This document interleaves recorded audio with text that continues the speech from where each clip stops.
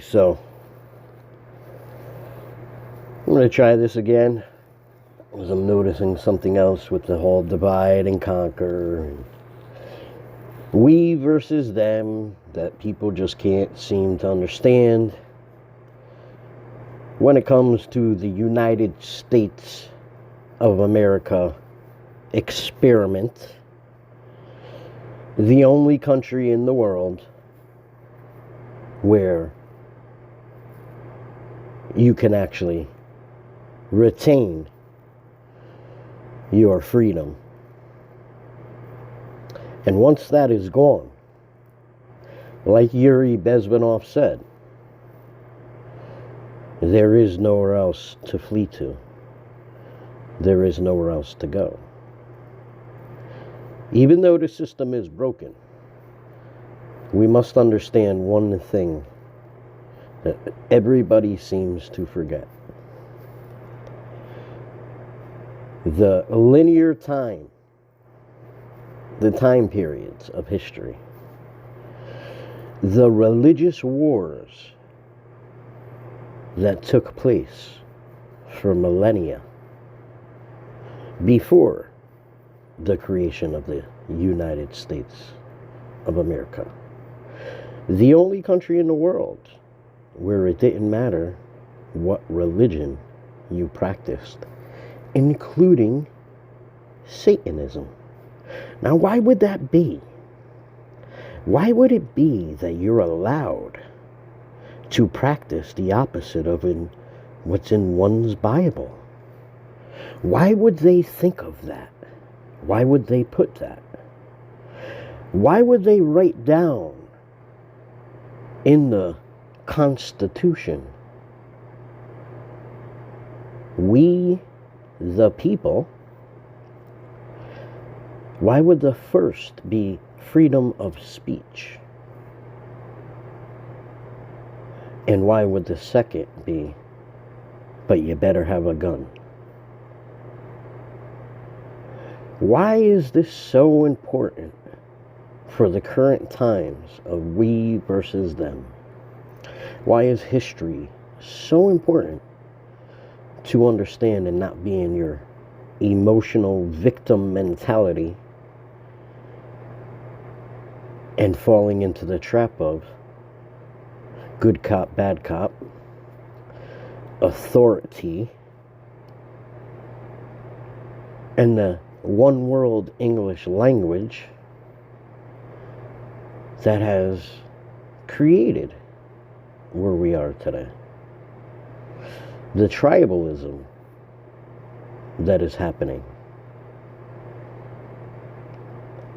Why is it we the people? Why is it not we the label,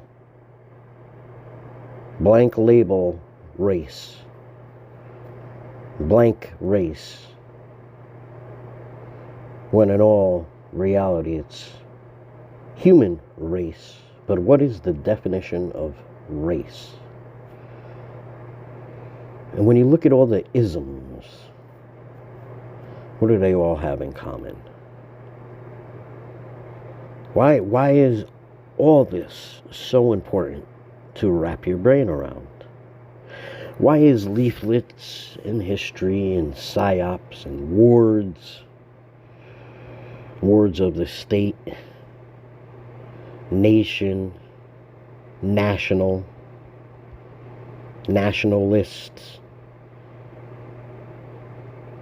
why are all these English terms, noises that comes from a bipedal mammal's mouth that vibrates the ear hairs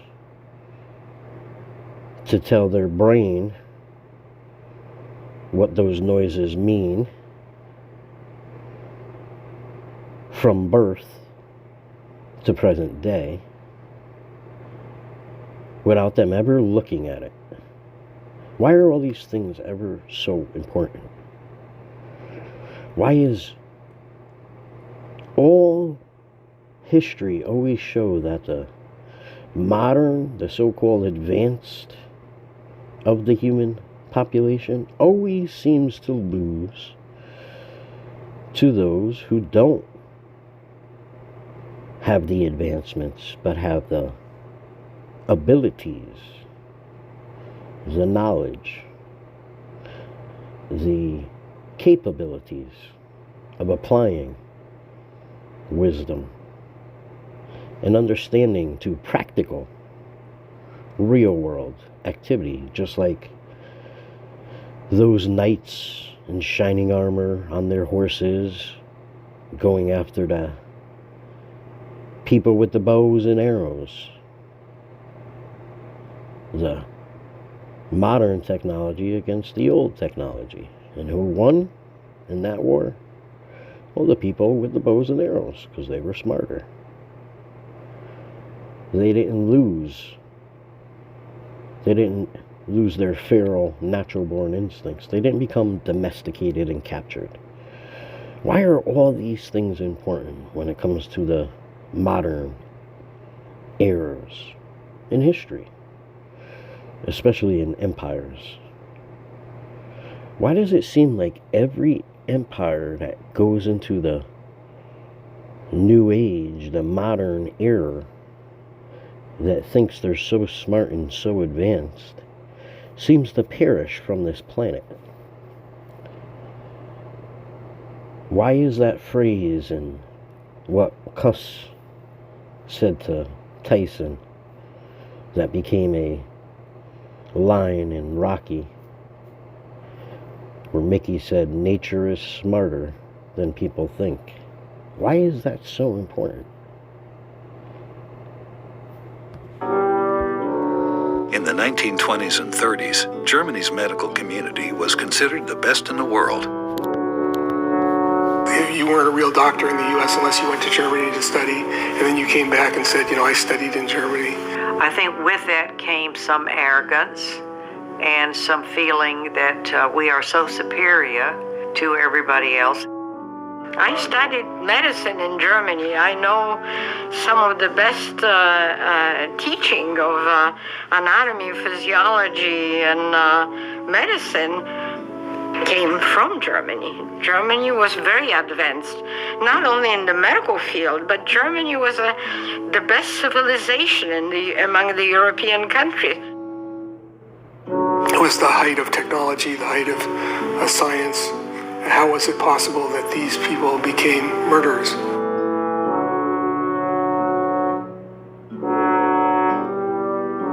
The majority of nurses were not members of the Nazi Party.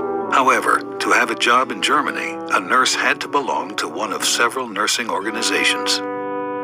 There were 5 organizations for nurses. Among these, the National Socialist Nurses and the Red Cross Nurses swore an oath of allegiance to Hitler.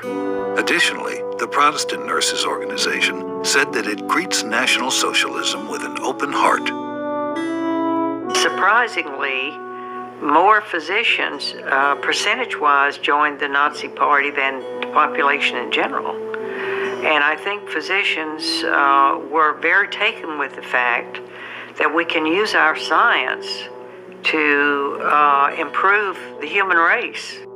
Many physicians and nurses enthusiastically supported the Nazi regime and were involved in all aspects of the Holocaust. About 40% of German physicians were in the Nazi Party, while the lawyers and teachers and the other white-collar professions joined in much lesser numbers. If you didn't join the Nazi Party, there was no retribution. Using inflammatory propaganda, Hitler and the Nazis began a campaign against the Jews. And I know that my father used to say that bad things are happening to Jewish people in Germany. They're being discriminated against. Jewish children can no longer go to their regular school. People cannot keep their jobs at the university or other professions. Hitler said, "Follow me, never mind God, never mind religion. Just follow me, do what I am asking you to do." And since the regime was totalitarian, and they were very good at public campaigns and propaganda. And they had enough scientists and physicians that were already marching to the drum. Propaganda is an extremely powerful way to convince people to their way of thinking. Germany's medical establishment began to support the Nazi Party, except for Jewish doctors, who were ostracized.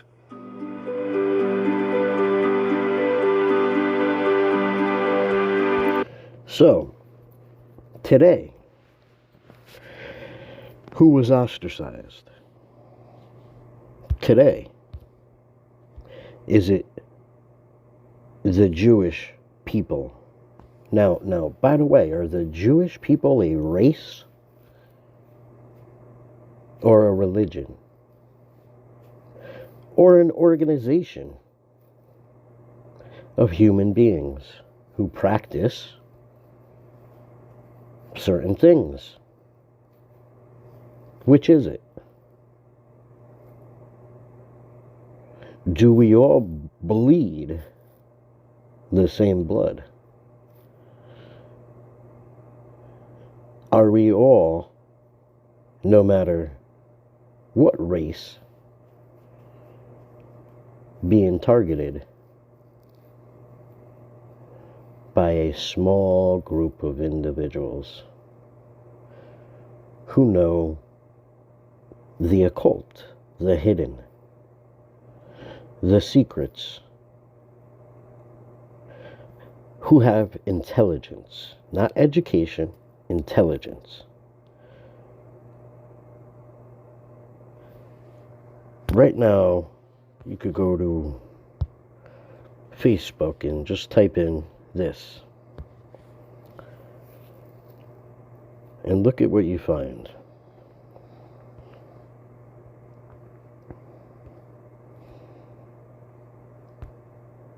Look at all these groups.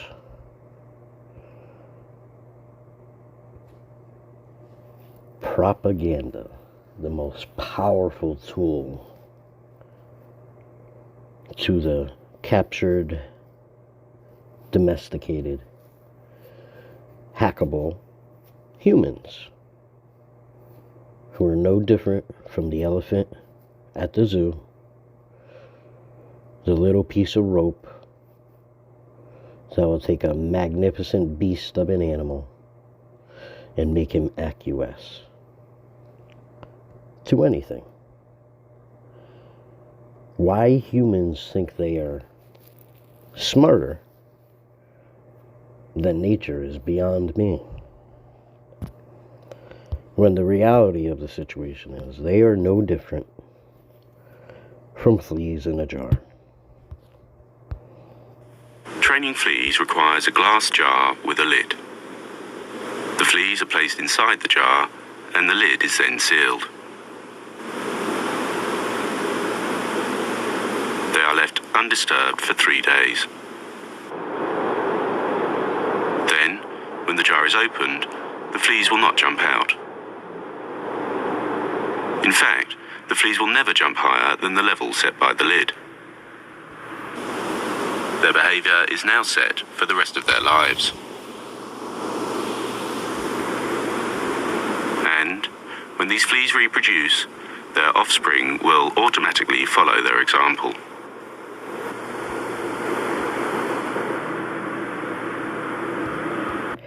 Escape the circus and live beyond the limits of the imaginary lid. Humans are no different. It's the same thing. Let me show you the elephants with the rope. The best way to burn fat and get in shape is not keto, paleo, fasting, or vegan, and it's not super intense workout. Acquiesce right from the get.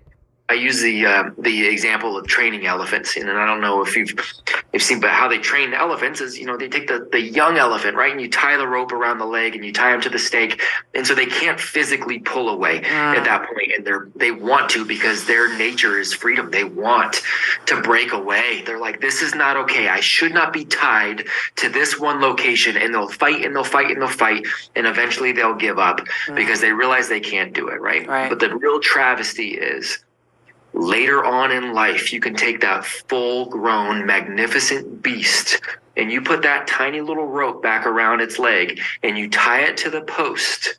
That elephant will just acquiesce right from the get-go. I just can't leave. Apparently, this is where I'm stuck. Wow.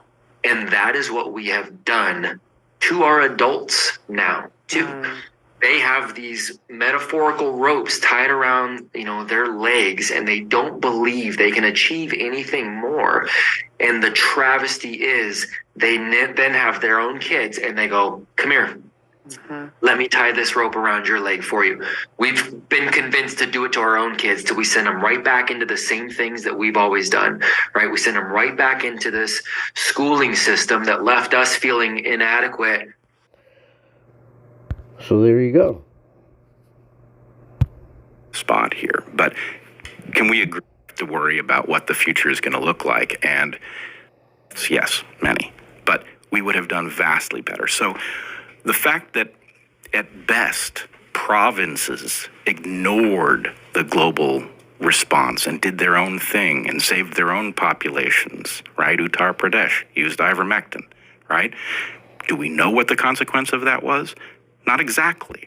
From the right on this. We, the Republicans, are right on this. What things on both sides are they certain they're right or wrong?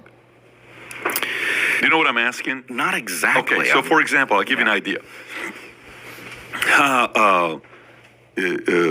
We make the right thing to do is to get the vaccine, or else, the world's going to die. The right thing to do is climate change. We have to make that a priority because in 12 years, we may cease to exist. The right thing to do is we are 100% right. Climate change is real.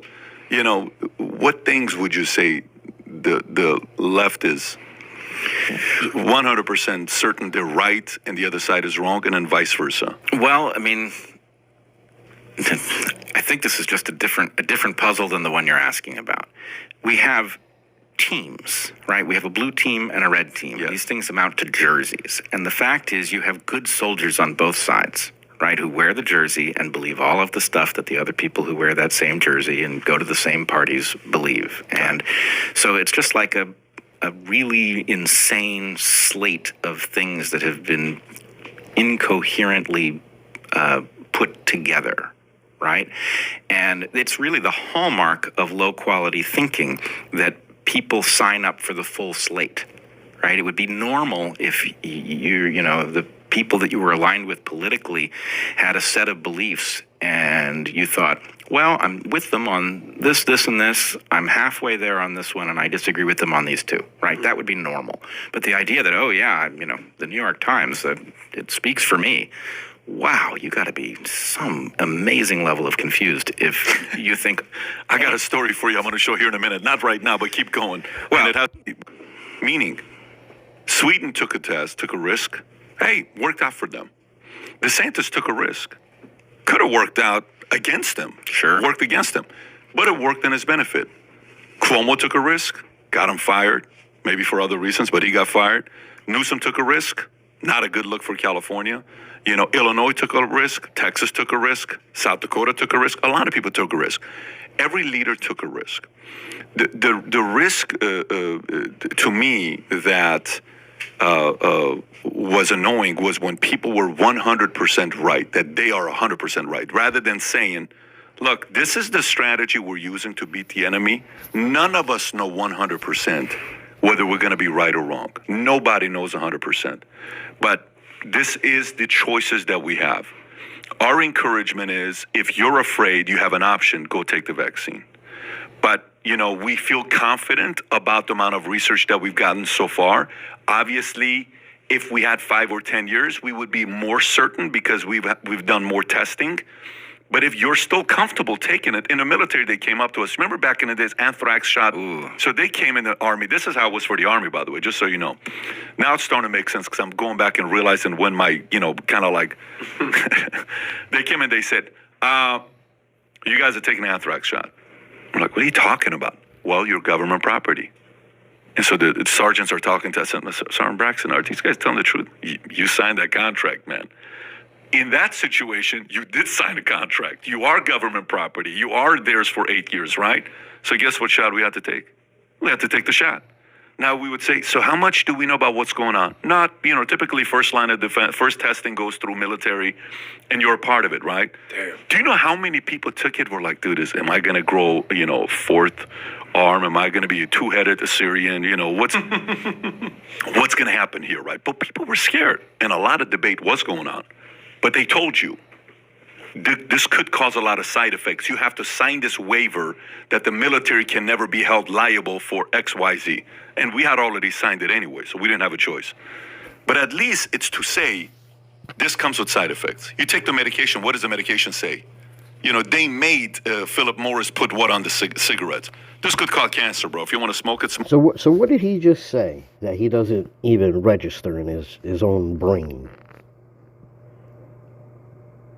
They were warned about the side effects, but they have already signed the waiver before warning them that they would be test subjects because they are now property of the military. That's what he completely misses because he loves the Roman circus. Because there's one thing that everybody just doesn't seem to wrap their brain around. What happens when all the kings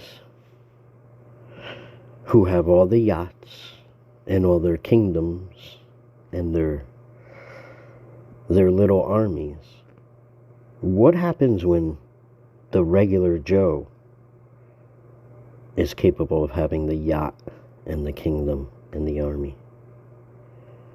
Those kings no longer exist. They no longer hold a place. They no longer have control. And they know this. Because what they know is that without the people on the bottom, they will have to do what the people on the bottom do. And they don't want to do that. That will hurt their ego. Because they have to use all their time so strategically and take it away from everything that matters in this world that isn't material. So they could show off their shiny objects like the kings. And this is where the disconnect happens. Because they are fleas in a jar. I would say it wrong. And so anyway, I started to force them to put a number on the likelihood that they were incorrect. You and I would get along. And it could be a very skepticism. Should have been uncontroversial. But the problem is, what could have happened is we could have said, hey, whoa, wait a minute. These things can't be safe. That has to be a lie because nobody knows what happens 3 years down the road. And there could have been no consequences, which would have been the best outcome by far, right? And it would have ruined our credibility because most people don't understand that to say that is not safe is different than saying that does harm. Right? So we left the door open to any possibility and just said, look, the only thing to be certain of is that we can't be certain of something like safety in this case. And so we had to root for our own destruction. We had to root that the vaccines would be harmless. And it was a very uncomfortable spot to be in because, on the one hand, you want them to be harmless, of course.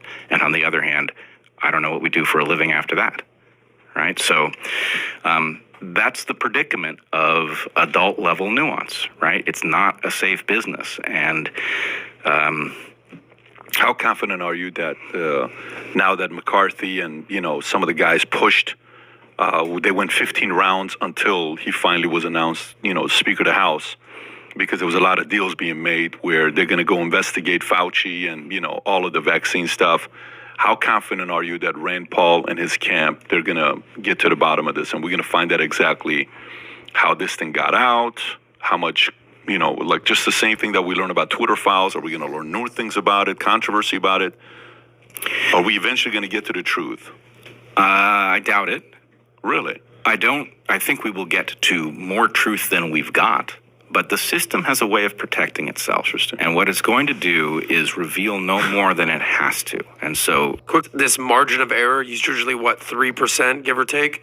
Why can't we I got 2 minutes. take that and put that into people's opinions, or even something as essential as COVID or anything like this? It's like, all right, you can no longer say 100%. Sick question. We got 2 minutes. So this is what I want to do before going there. Mm-hmm. Can you pull up? We have to give a shout out to New York Times, our sponsors.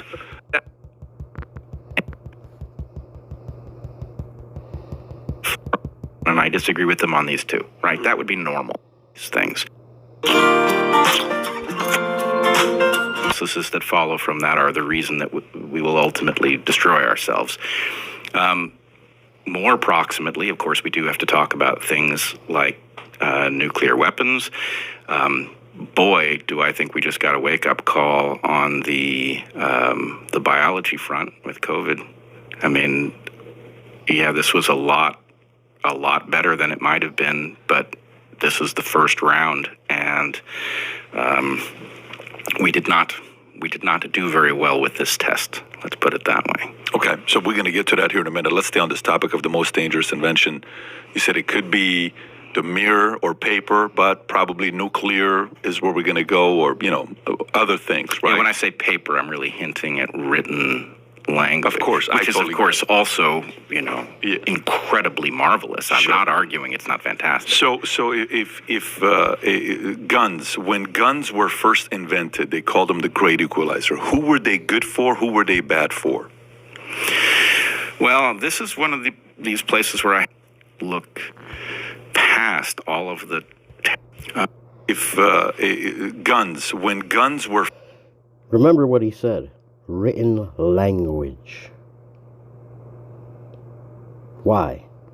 Why do I say that? Well, because we obviously understand what predictive programming is, but what we don't seem to wrap our brains around is before it gets to the television, it must be written in a script. Isn't it interesting? It's called a script. And then you have to get a cast of people together to act out their characters in the play. And then they put it on a channel so they could cast it out to the public. The programs that the people receive.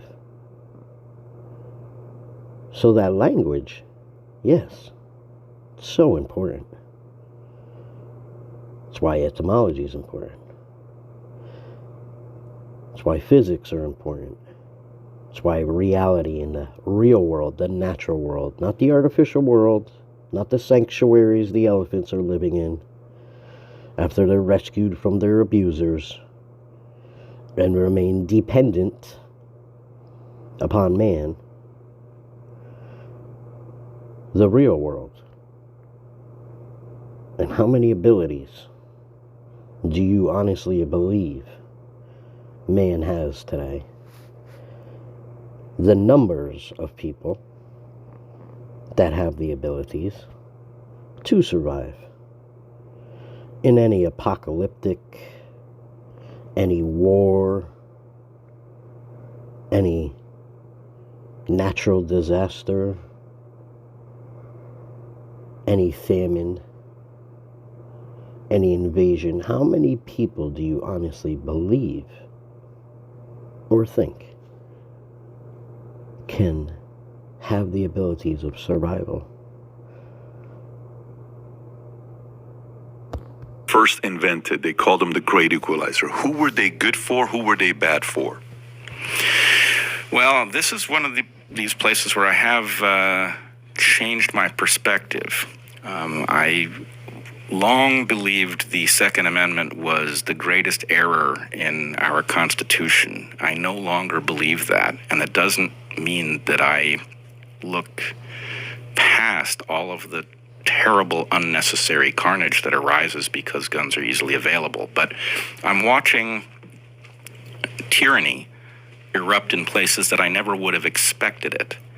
And I am wondering if the founders did not very wisely understand that this day would come and that it will be very hard for tyrants to succeed in America if the populace is armed. So again, I know people will hear something in that I'm not saying.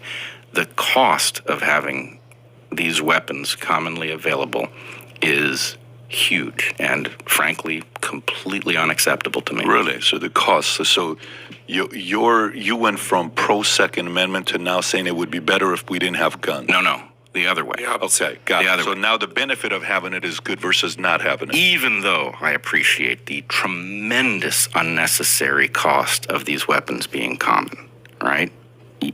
Even though I see that cost, I believe nothing will be more destructive than if tyranny, we've already seen lots of hints of tyranny in recent times in the U.S., but if tyranny takes over our nation and the West, we are in even more serious trouble. So I believe the harms that do come from these weapons being common will be dwarfed by the harms of things like what we saw in the 20th century in the Soviet Union, for example. So let's go back right to the now in question. Iran. So let's go back to the question. So the invention of gun, the great equalizer, who did it hurt? Who did it benefit?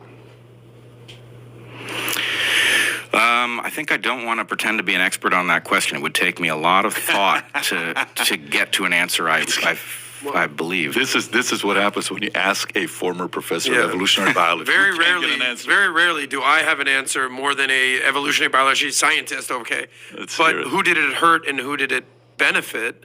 I think who it hurt the most were bullies, right? People that could just strong arm you physically or in any capacity. And who did it help? It helped weaker people. Sometimes you might say the weaker sex. It helped women. I think at the end of the day, if there's two very strong people, a man and a woman, or a weaker man and a very strong man, and all of a sudden the weaker person has a gun, essentially that's the great equalizer. So I think it hurt bullies the most. And if you extrapolate that to governments and you take a look at, bully governments, whether it's Iran today with the mullahs, whether it's in Venezuela where you can't have a gun, or any place where the society or the civilization or the people don't have a weapon to defend themselves, you're going to be at the whim of tyrannical governments and bullies. So to answer your question, I think it helped weaker people defend themselves. All right, but I want to push back slightly. No, I'm way smarter than you, and please tell me why I'm wrong. I believe your argument is correct as far as it goes, and the question is it correct in the end? Right? You can take that same argument and you could apply it to nuclear weapons, and you could say, actually, what we want to do is have every country be armed with nuclear weapons, because then big countries won't bully small countries. If you did that, the nuclear war that we will ultimately face will be that much sooner, right? Because you have that many itchy trigger fingers that could initiate the thing. And so I'm not convinced that look, we saw that nuclear weapons did produce peace. It worked. But in the end, is that their net effect? We can't measure that because we're not at the end. So I don't know what the net effect of guns is. I do believe the effect you're describing is real and important. The only caveat that I would say, I can't believe I'm pushing back on you right now, is that the capacity for these nuclear weapons in the wrong hands could literally end Earth as we know it. Whereas a gun or an M16, yes, there could be some carnage, but you're not literally blowing up the world. So nuclear weapons, to a certain extent, is, that threshold where it's like, don't cross that line. Brett, you can't let a playboy argue with you. This guy's his resume. It's not. You're a former professor of evolutionary biology. He's a form of an evolutionary biology. There is biology there, but it's different. School kind in of the Miami life nightlife science. scene. It's a different. So, I'm going to end with this. What most people don't seem to understand. The biggest threat to us all, no matter what label you want to put in front of the human.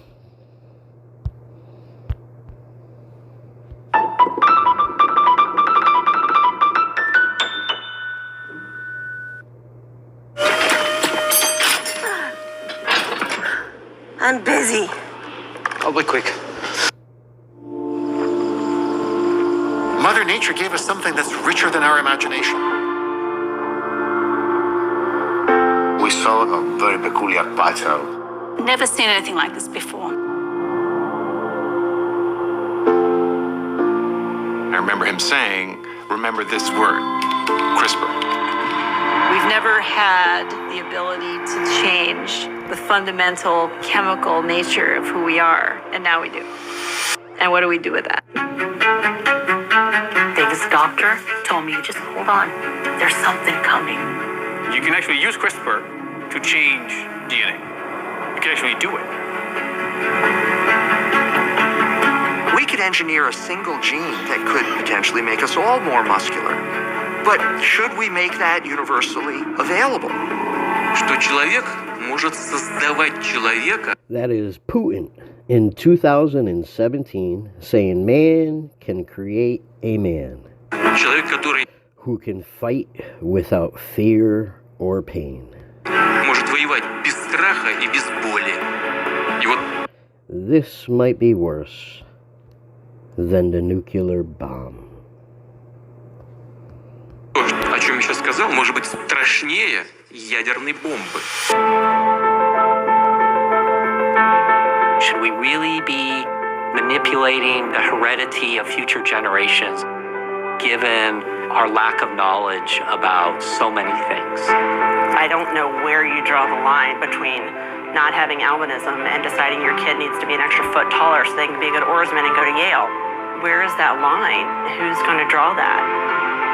Anything that will stop my child from suffering, I'm for. Draw this ethical line wherever you want, but don't draw it in front of my disease. What does that mean for this science, where we have the capacity to edit in some things that we think are important? Are we playing God? You don't realize it's disruptive until you look backward. Often you don't realize that you're in the middle of a revolution until after the revolution has occurred. Often you don't realize you're in the middle of a revolution until after the revolution has occurred.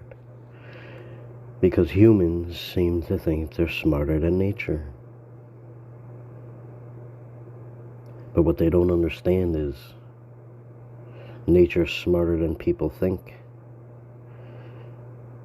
And the only species on this planet that is extinct, other living, breathing species, are the stupid humans, who will then make themselves extinct all over again, just like every other time. Every other time they reach their full potential. Because there's a thing in nature that has to do with understanding instincts. See, when a dog has puppies, it doesn't need a doctor or a PhD or anybody to tell it that that puppy's sick. It removes it from the litter, puts it to the side, and lets nature take its course. But when you capture and domesticate humans. And now they have emotions that control them because of language. It removes that natural instinct. You know, those things that help them evolve and survive in the first place. Yep. And that's why, if people don't wake up and realize it's up to them to unite and remove their differences that the labels have put in place, the program that has been installed. Because what they don't seem to understand is humans are this blob that gets born into the world, and when you put the right software, they could be a part of a tribe in the middle of the Amazon. They could be fishermen on kayaks in the middle of nowhere who dive down to catch their food without technology. They could be a cowboy in Texas. They could be anything that you program them to be by the people, places, and things in their environment. Just like every other animal. But once you capture them and domesticate them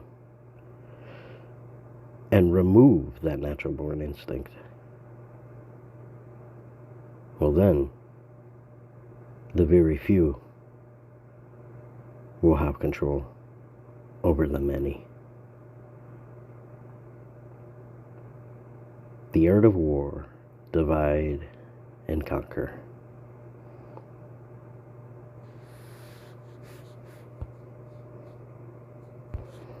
If there is a God, he will have to beg for my forgiveness. It was carved on the wall of the building in Auschwitz. Imagine that. And COVID is critical because this is what convinces people to accept, to legitimize total biometric surveillance. If we want to stop this epidemic, we need not just to monitor people, we need to monitor what's happening under their skin. What we have seen so far, it's corporations and governments collecting data about where we go, who we meet, what movies we watch. The next phase is the surveillance going under our skin. We now see mass surveillance systems established even in democratic countries, which previously rejected them. And we also see a change in the nature of surveillance. Previously, surveillance was mainly above the skin. Now it's going under the skin. Governments want to know not just where we go or who we meet. Above all, they want to know what is happening under our skin. What's our body temperature? What's our blood pressure? What is our medical condition? Now humans are developing even bigger powers than ever before. We are really acquiring divine powers of creation and destruction. We are really upgrading humans into gods. We are acquiring, for instance, the power to re-engineer life. Humans are now hackable animals. You know, the whole idea that humans have, they have this soul or spirit and they have free will and nobody knows what's happening inside me. So whatever I choose, whether in the election or whether in the supermarket, this is my free will, that's over. I mean, all this story about Jesus rising from the dead and being the Son of God, this is fake news. I know that in recent years, we saw popular... There you got it. B times C times D equals A. Biological knowledge multiplied by computing power, multiplied by data collection, equals the ability to hack humans. Just like the fleas in a jar, or the elephant with the rope. Hence, why, when you see this,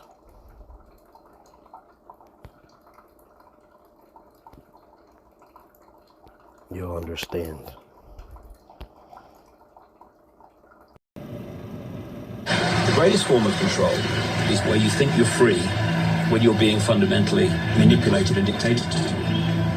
One form of dictatorship is being in a prison cell and you can see the bars and touch it. The other one is sitting in a prison cell but you can't see the bar, you think you're free. What the human race is suffering from is mass hypnosis. We are being hypnotized by people like this. Newsreaders, politicians, teachers, lecturers. We are in a country and in a world that is being run by unbelievably sick people. The chasm between what we're told is going on and what is really going on is absolutely enormous. It's like we all know what's going down, but no one's saying shit what happened to the home of the brave. These motherfuckers, they controlling us now, and no one's talking about how they made us modern day slaves. And everybody's just walking around, head in the clouds, and wanna wake up to a dead in the grave. But then it's too late, we need to be ready to raise up. Welcome to the end of days. Everybody is slaves, only some are aware that the government releasing poison in the air. That's the reason I collect so many guns in my lab. I ain't never caught slipping, never underprepared. Yeah, they shade sign on me, they just sprig it proudly. George Bush, the grandson of Alistair Crowley. They want you to believe the lie that the enemy's Saudi. The enemy ain't Saudi, the enemy around me. It's fluoride in the water, but nobody know that. It's also a prominent ingredient in Prozac. For real? How could any government bestow that upon people who believe in political throwback? That's not all that I'm here to present you. I know about the Black Pope and Solomon's Temple. Yeah, about the Vatican assassins and Hollywood. The bird flu is a lie, the swine flu is a lie. Why would that even come as a surprise? Yeah, the polio vaccine made you die. It caused cancer and it cost a lot of people their lives. Do y'all know about Bohemian Grove? How the world leaders sacrificing children in robes?